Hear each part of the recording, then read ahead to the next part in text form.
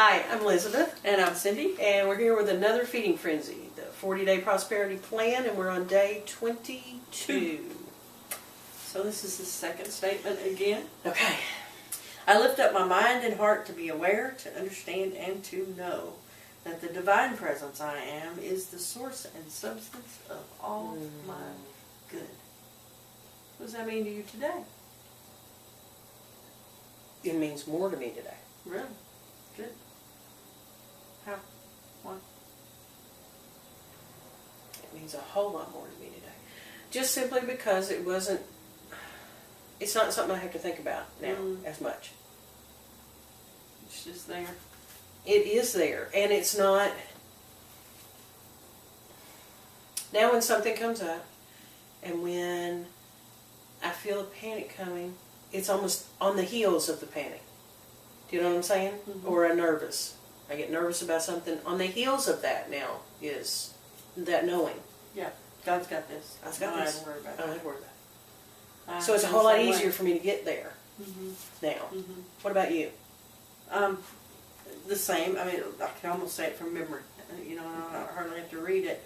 I lift my mind and heart to be aware, to understand, and to know. Every time I hit those three together, it reminds me of when we first did this, and the awareness or the observation that to be aware, to understand, to know, that's that progression that I have to work through.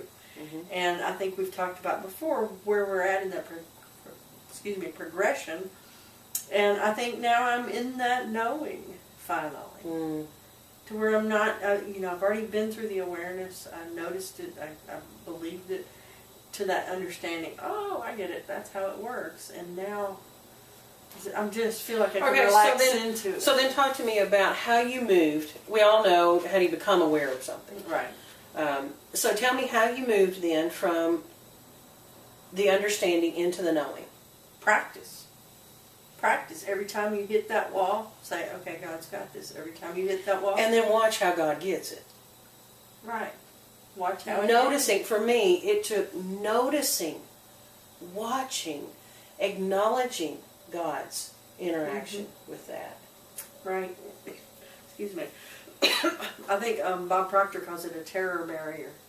And every time you run into that terror barrier, you bounce off and you just have to keep hitting. It's like breaking through a brick wall that, you've got to hit it so many times before it falls down. So you can avoid the wall because the wall hurts a little bit when you run into it. But if you avoid it, you'll never get through it.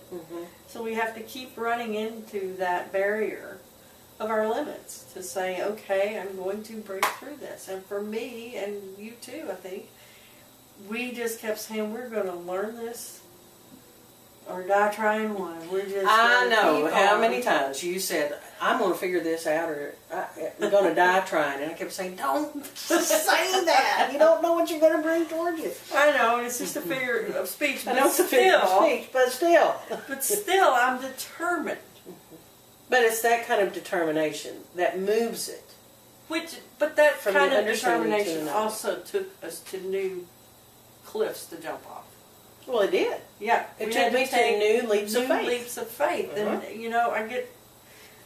I don't want to tell anybody to go quit their job, but until they go quit their job, they're not going to figure this out. You know what I'm saying? I mean, it wasn't until I quit my job that I truly tested that knowing.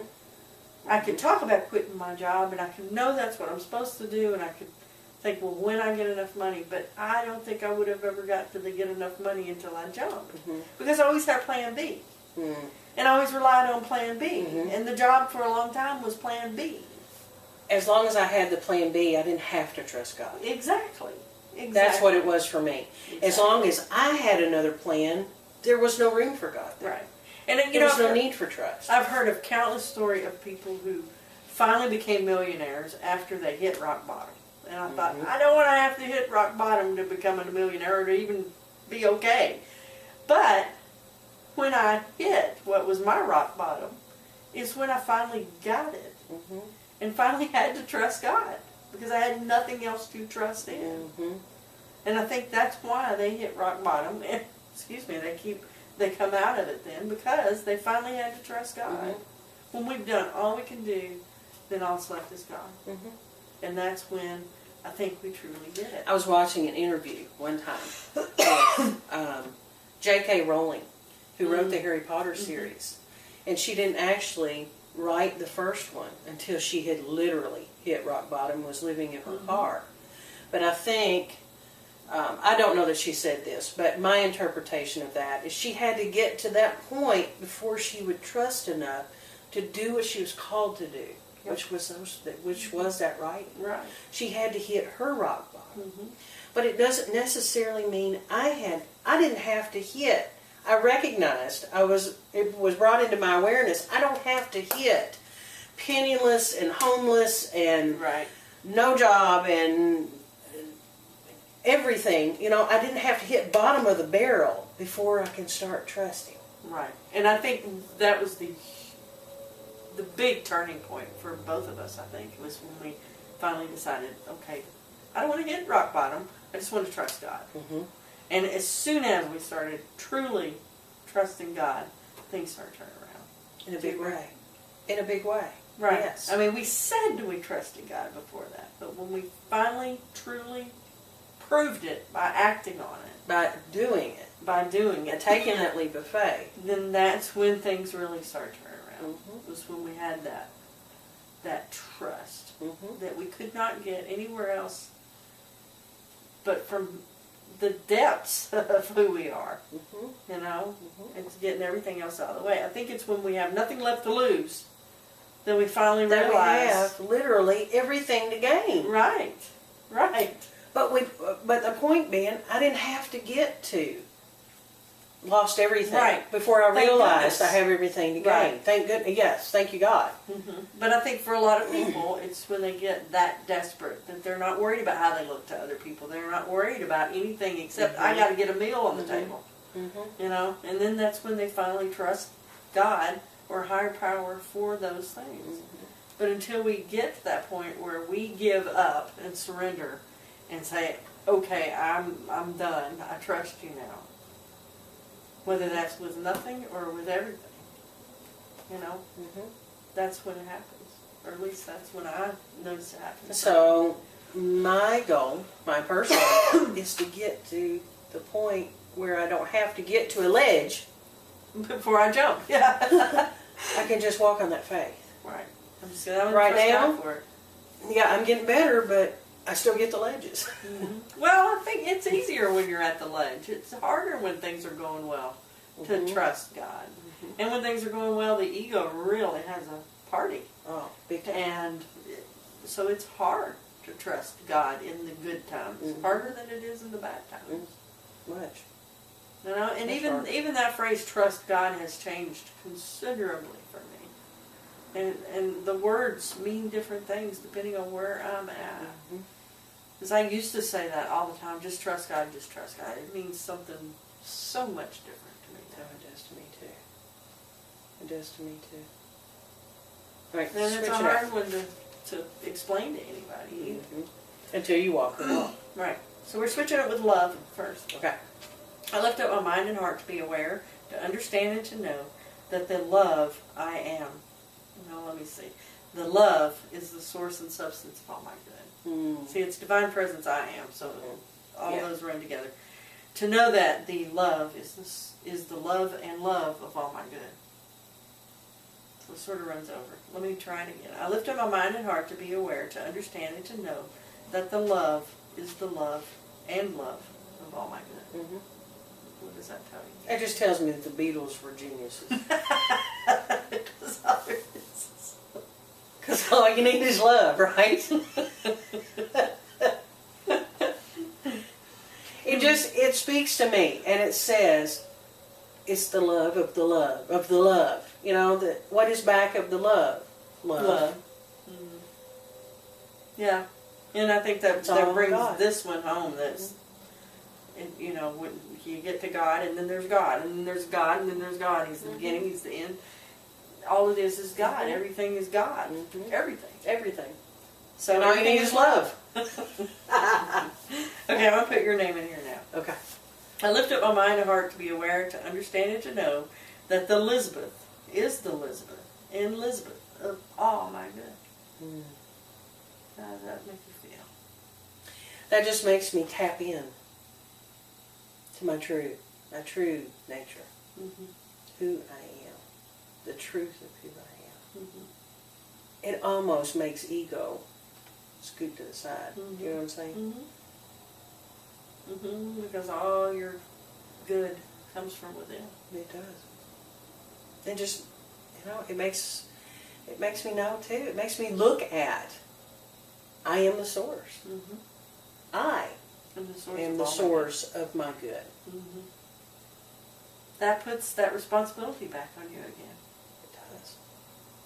Are you okay with having that much responsibility? I'm getting okay It's a with lot the of responsibility. It's a huge amount of responsibility.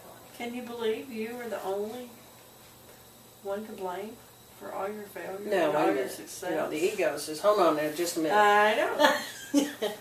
But seriously, you're the only one to blame for your failure and your success. Can you buy into that? I Or do you feel like there's I outside? can buy into, I'm creating this. However it is judged, I'm creating this.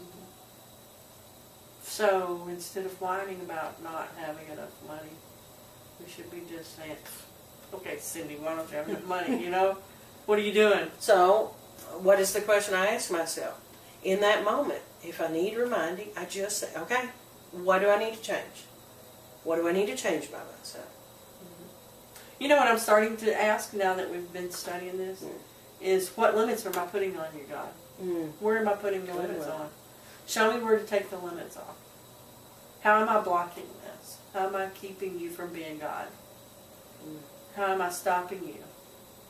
Because God is just God, and the only reason He doesn't get to the places I want Him to get is because I'm stopping Him. Because you're stepping on your own toes, right? Right.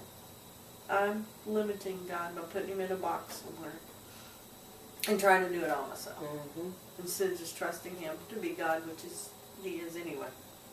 Well, but that's our first, I don't know about you, but my first thought or first reaction is, hang on, God, let me try this a minute. Yeah.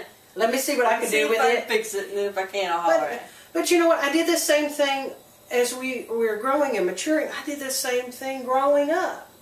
I wanted to be my own, and I wanted them to see I can handle this. So I'm finding in my adult life I treated God the same. Let me see if I can do this without your help. Right. If I can't do this, then yes, please come and come with chariots and troops and the whole 9 yards and save me from We're this. taught not to ask for help. Do it yourself. Yes, we are. And, I have real trouble asking for help, as I'm sure a lot of people do. We just don't want to have to ask for help. When things would get done so much quicker and easier if we just ask for help, especially from the God who created it all anyway. It just doesn't make sense why we wouldn't ask for help, except that we're afraid of what others will think, or we're afraid that we'll look lazy or needy. So it's all about our self-perception, It is. and what we're worrying about. It's all about the limitations I set. All right, you ready? I lift up my mind and heart to be aware, to understand, and to know that the Cindy is the Cindy and Cindy of all my good. I think for me today, it comes all back to the responsibility. It's just, that's what's shouting at me, is it's all your fault. It's all your, it's also all yours to do with. You've got the world, and the sky is your limit.